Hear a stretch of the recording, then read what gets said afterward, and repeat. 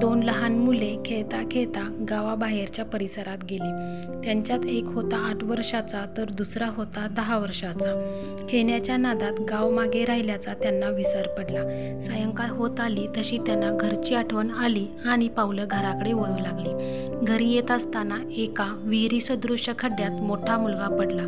धाकटा मुलगा घाबरला. सूर्य मावळत होता. अंधार होऊ लागला होता. ती जागा पूर्णपणे निर्मनुष्य होती. मदतीला जवळ कुणीच नव्हते.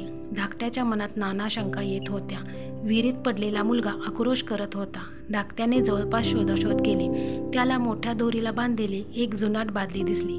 त्याने मोठ्याला हाक मारली आणि सांगितलं, मी बादली आत टाकतोय, ती धरून तू वर ये, मी तुला वर खेचून घेतो. मोठा म्हणाला, वेडा आहेस का? मला वर काढण्याऐवजी तूच खाली उडला जाशील. धाकटा म्हणाला, मी सांगतो ते कर, आपल्याकडे दुसरा पर्याय नाही. मोठ्याने त्याचे ऐकले आणि धाकट्याने सर्व शक्ती एकवटून मोठ्याला विहिरीतून ओढून बाहेर काढले. दोघा मित्रांनी एकमेकांना घट्ट मिठी मारली. पण आता उशीर झाल्यामुळे घरच्यांनी विचारले तर काय सांगायचे असा प्रश्न त्यांना पडला. इथे त्यांचे आई बाबा चिंतातूर झाले होते.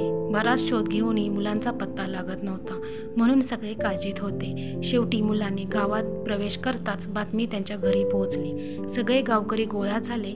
मुलांना त्यांच्या पालकांनी जाब विचारला. मुलांनी खरं कारण सांगितलं. त्यांचे आईवडील म्हणाले, हे शक्यच नाही. त्यावर त्या गावातले एक वयोवृद्ध म्हणाले, ही मुलं सांगतात त्यात खोटं बोलण्याचा काही प्रश्न नाही. तसे असण्यामागे 2 कारणे असू शकतात. पहिले कारण, त्या मुलांकडे दुसरा पर्याय नव्हता आणि दुसरे कारण म्हणजे असे करण्यापासून त्यांना परावृत्त करणारे लोक तिथे नव्हते.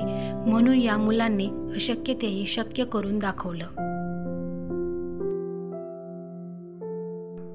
गोष्टीतून आपल्याला तात्पर्य हेच मिळते की जेव्हा संकट येईल तेव्हा स्वतःवर विश्वास ठेवून शेवटचा पर्याय संपेपर्यंत प्रयत्न करत राहा.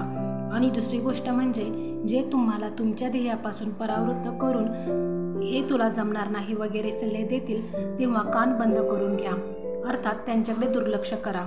तसे केले तरच तुम्ही सुद्धा या लहान मुलांसारखे अशक्य ध्येयसुद्धा सहज शक्य करू शकाल.